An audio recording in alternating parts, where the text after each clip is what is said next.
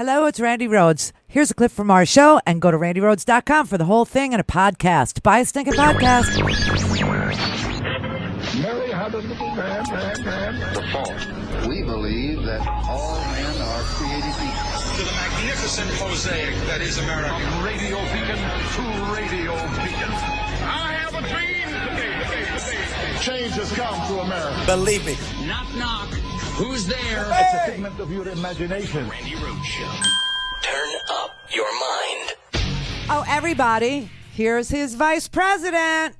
The larger issue is that for too long, I think, candidates have taken for granted constituencies that have been the backbone of the Democratic Party and have overlooked those constituencies.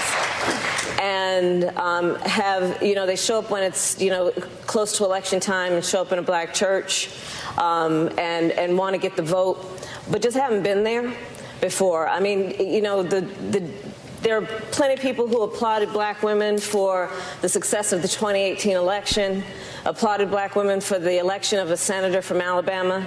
But at some point, folks get tired of just saying, thank me for showing up, and say, well, show up for me. Because when black women are 3 to 4 times more likely to die in connection with childbirth in America, when the sons of black women will die because of gun violence more than any other cause of death, when black women make 61 cents on the dollar as compared to all women who tragically make 80 cents on the dollar, the question has to be, where you been and what are you going to do? And do you understand who the people are? And I'm running for president because I believe that we have to have leadership in this country who has worked with and have the experience of working with all folks. And we've got to recreate the Obama coalition to win. And that means about women, that's people of color, that's our LGBTQ community, that's working people, that's our labor unions. But that is how we are going to win this election, and I intend to win. Senator. That's our vice presidential pick for 2020. Kamala Harris, everybody. Kamala Harris will be Joe Biden's running mate. Beautiful. Beautiful. Let's do this. Let's do it. Let's do this. All right, Jeannie in Arkansas. She called back. Hello. Hi, Randi. Hi, Jeannie. Hi.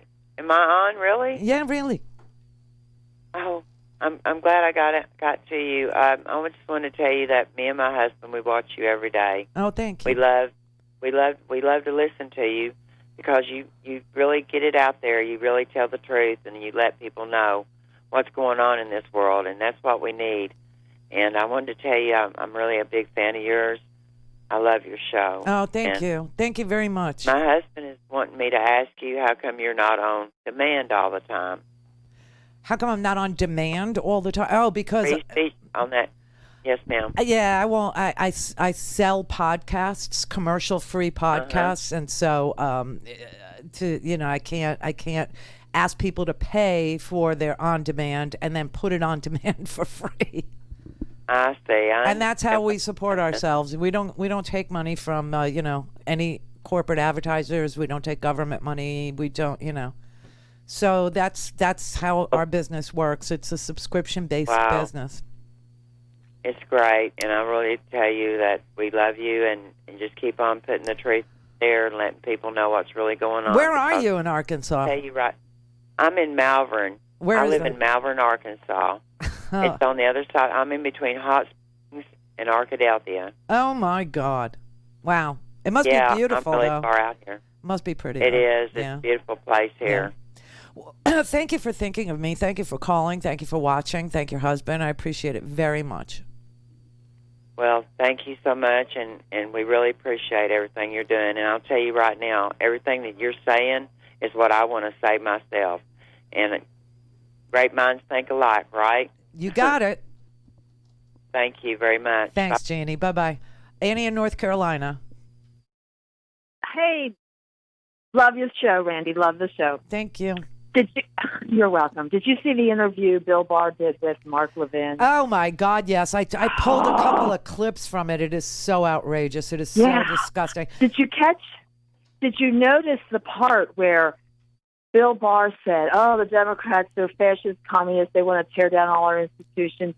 Didn't that sound like he was projecting a little bit? Because don't you recall Steve Bannon, when he was with Trump, and I still think he communicates with Trump. He's on some weird channel on Dish Network called America Voices. He's also on Newsmax with his pandemic thing. Mm-hmm. But back to what he said when he was working with inside the White House, he said our job is to destroy our institutions, to tear everything down. Right. So Bill Barr's accusing the left of what they're actually doing. Another example of the projection coming out of this administration. That's all I had to say. Well, I did something in response to that interview. First of all, I have clips of it. If people don't watch Mark Levin, who apparently has a crush on me, it's very sick. But okay, Barr called Antifa, which stands for anti-fascist, right? Fascist.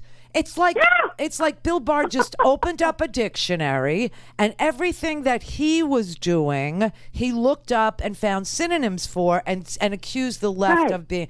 I mean, this is so bizarre and so sick. But what I did today was, I went to the Department of Justice.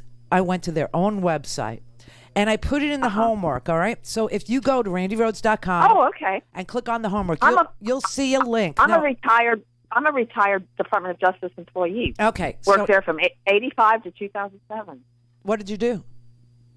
I was a paralegal assistant in the U.S. Attorney's Office. Very cool. Yeah. Very cool. All right, so here's... very stressful work. Yes, it is. So here's what I did. I liked it. So here's what I did. I put a link in there to the Department of Justice after I Google searched white supremacist, right? Looking for indictments, looking for convictions of white supremacists. And then I did it again looking for Antifa. And guess what? There are 20 pages of white supremacist indictments and zero pages. The only mentions of Antifa are people who are trying to kill Antifa people.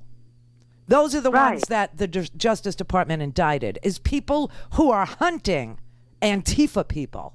I mean, so you have multiple white supremacists being charged, indicted by Bill Barr's own Department of Justice, and zero Antifa people being charged with any kind of violence. And Bill Barr is sitting there protecting white supremacists by accusing Antifa of doing exactly what the white supremacists are doing. In fact, you have multiple indictments of white supremacists.